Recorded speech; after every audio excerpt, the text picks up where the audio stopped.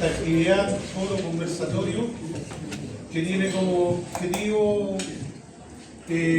poder desarrollar algunos temas que nos convocan a fin de debatir reflexiones y elaborar propuestas de acciones para desde el campo popular generar un programa que le dé proyección al momento y no quedar prisioneros de lo transitorio.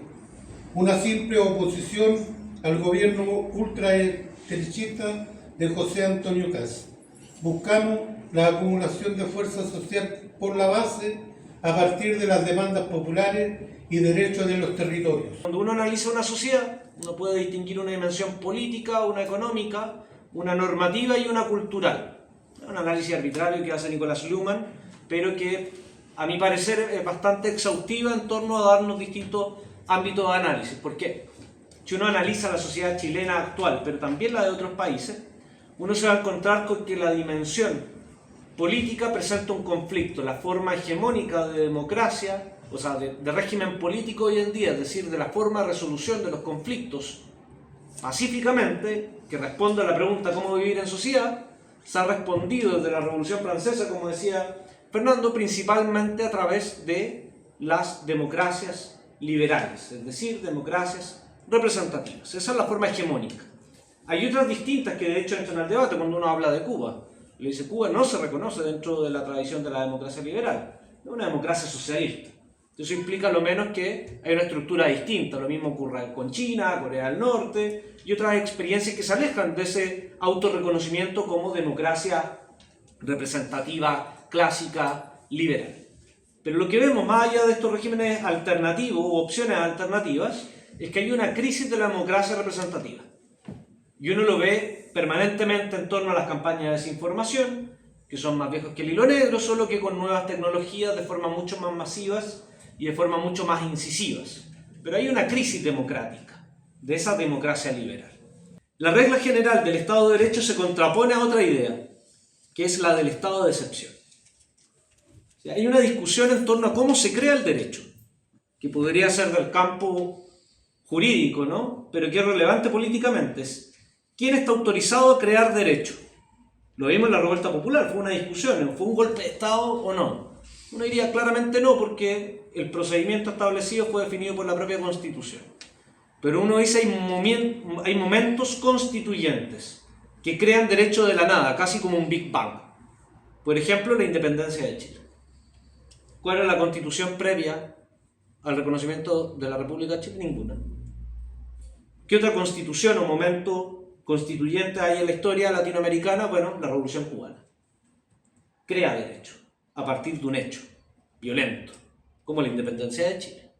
La violencia es constitutiva de derecho cuando es capaz de constituir el estado de excepción a la regla anterior. En términos prácticos, cuando le importa un rábano lo que haya existido antes y reconoce la norma nueva porque tiene la legitimidad para constituirlo. En parte la dictadura también lo hizo. La dictadura rompe con una constitución, comienza a emitir bandos presidenciales que no estaban regulados en ninguna parte, pero en la práctica concentra el monopolio de la fuerza y es capaz de hacerlo ley, exigible, incluso adjudicable con el mismo Poder Judicial. Aquí vamos a echar ahí el detalle del rol del Poder Judicial, pero creó derecho, ¿no? De la nada, no de la nada, de la fuerza, de la violencia. Entonces, cuando hablamos de Estado de excepción, la pregunta es esa: ¿quién logra romper esta idea de Estado de Derecho? El Estado de Derecho en sí, en Chile, si uno lo mira, ¿cuál es nuestro Estado de Derecho? ¿Dónde está fundado? En la Constitución de 1980, reformada más de 200 veces. Una primera reforma importante fue en 1989, otra en 2005, luego reformas constitucionales parciales, pero proviene de la dictadura. Ese es nuestro Estado de Derecho. O sea, cuando hablamos del respeto al Estado de Derecho, en realidad es el respeto a la Constitución de la dictadura, las leyes que la siguieron y los decretos leyes, que ni siquiera fueron obra del Congreso, sino que fueron obra del dictador y sus delegados, ¿no?, para realizar dicha labor. Es el Estado de Derecho que tenemos. ¿Cuál es el problema? Que la pregunta, y con esto cierro, pido 2 minutitos más para explicar la idea, pero con esto cierro.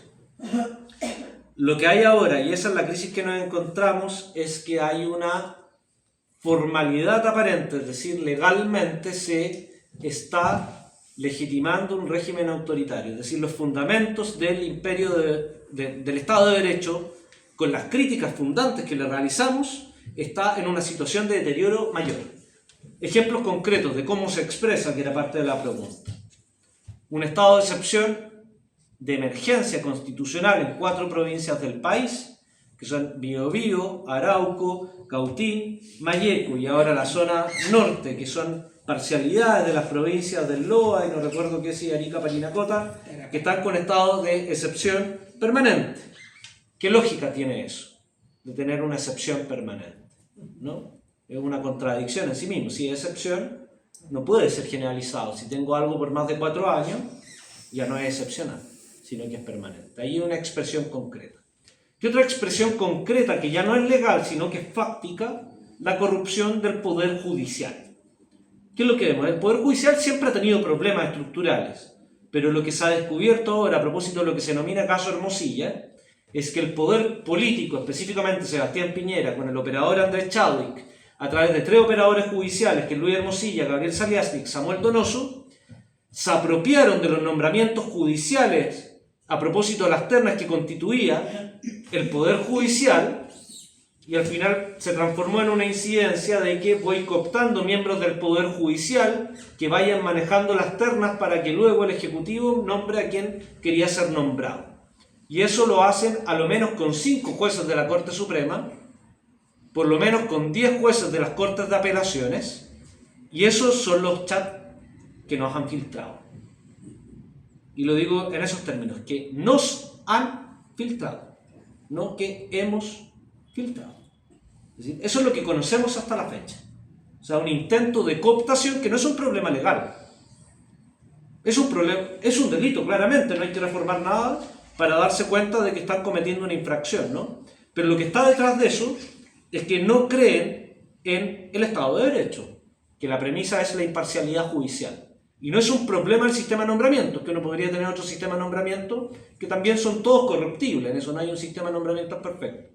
Lo que estamos viendo es saltarse una regla para cooptar al Poder Judicial y que no exista la independencia judicial. Y ahí Novoa Monreal esto también lo viene analizando desde una perspectiva histórica, ¿no? Novoa Monreal, el encargado del Consejo de Defensa del Estado, en el gobierno de la Unidad Popular, el encargado de pensar la nacionalización del cobre, pero también se caracteriza por su obra jurídica que escribe un manifiesto que es la justicia clasista, la justicia de clase, donde da cuenta de que desde tiempos inmemoriales de la República Chilena los jueces fallan de forma distinta según el origen de clase que tenga la persona a la que juzgan.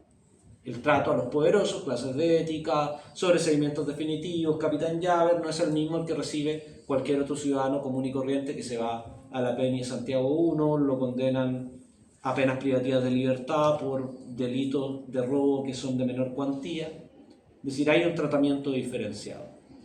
Y esa regla se está haciendo distinta. Entonces yo creo que este ejercicio categorial sirve para analizar el problema estructural que vive la sociedad, que hay distintas dimensiones de análisis, política, económica, normativa, cultural, no alcancé a abordar lo cultural, pero también hay una crisis de la promesa que el sistema se hace a sí mismo con los problemas que ya subyace al sistema. Y creo que esa es una manifestación distinta, que también se expresa en la ley Naín Retamal, se expresa en una legislación que no respeta el debido proceso, se expresa también en lo que ahora le llaman el registro de vándalos e incivilidades, que atentan bajo los mismos principios que uno le cuestiona, ¿no?, a esta democracia liberal, es decir, no respeta sus propias reglas o los márgenes dentro de sus propias reglas. Yo diré que esa manifestación no es única, pero sí se está acentuando progresivamente en los últimos años, y eso nos lleva finalmente a un estado de naturaleza. Pues si no hay estado de Derecho, lo que hay es la ley del más fuerte.